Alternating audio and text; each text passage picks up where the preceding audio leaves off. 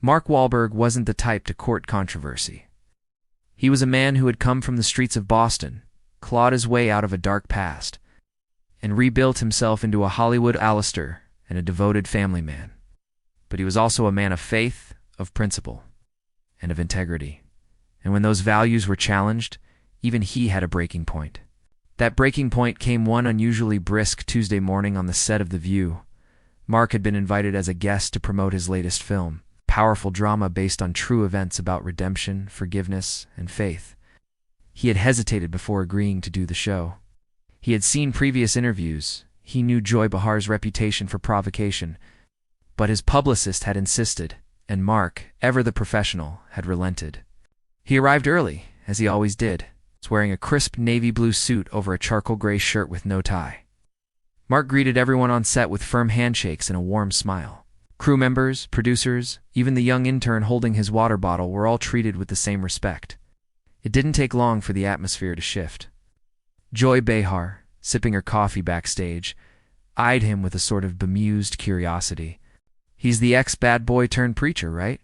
she whispered to a producer, only half joking. The live audience buzzed with anticipation as the lights dimmed, and the theme music began to play. The hosts walked out to their seats, Joy leading the pack as usual, and the segment kicked off with the usual upbeat chatter. "And joining us today," Whoopi Goldberg announced, "is someone who's seen both sides of the street, actor, producer, and someone who says faith saved his life, Mark Wahlberg." Applause erupted as Mark walked onto the stage, smiling and waving before taking his seat at the end of the panel. He gave Joy a polite nod. She returned it with a wry smirk. The first few questions were smooth and predictable. Sonny Hostin asked about the making of his new film. Sarah N. brought up his family and his morning routine, famously starting his day at 3:30 a.m. with prayer and a workout. Mark answered graciously, his Boston accent still peeking through, despite decades in Hollywood. Then Joy leaned forward. "So Mark," she began, tapping her cue cards, "you talk a lot about God, faith, and prayer. That's all fine and good. But don't you think it's a bit outdated for someone in Hollywood to cling so hard to religion?" The room stilled for a second. The audience chuckled uncomfortably. Mark blinked. "I don't think faith is outdated," he said calmly. "I think it's timeless. It's about love, accountability, and hope. Things the world can always use more of." Joy wasn't done. "Don't you think preaching about sin and redemption is a little extreme?" "Extreme.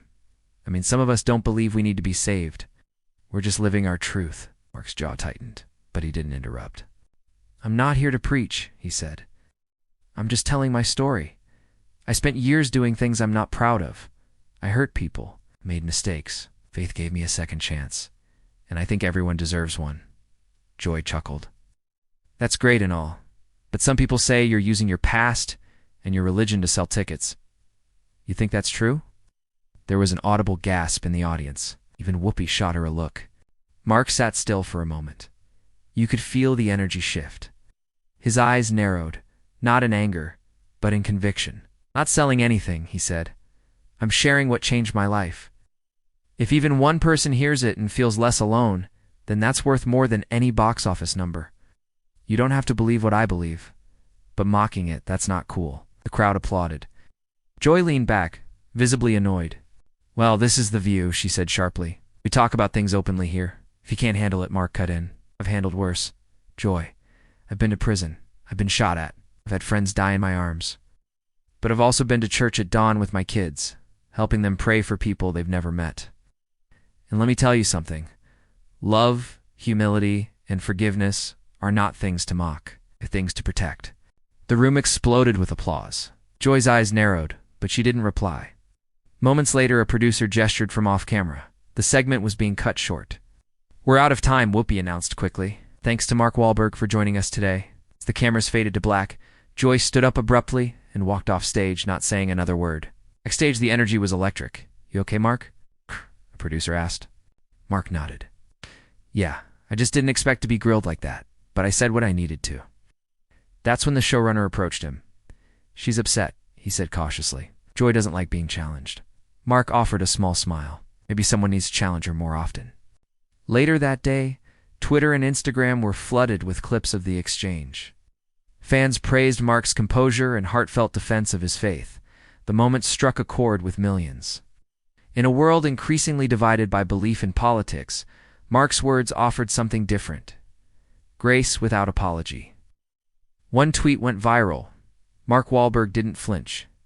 He didn't get angry. He just told the truth. We need more of that. Another read: he didn't storm off. She did. That tells you everything. Within days, Mark's team received thousands of messages from fans, pastors, recovery centers, and even former inmates who felt inspired. His film's ticket sales surged, but more than that, his message had spread far beyond Hollywood. Back in Boston, a young man struggling with addiction watched the clip on YouTube. He saw the quiet strength in Mark's voice, the conviction in his eyes, and for the first time in years, he picked up the phone and called his father.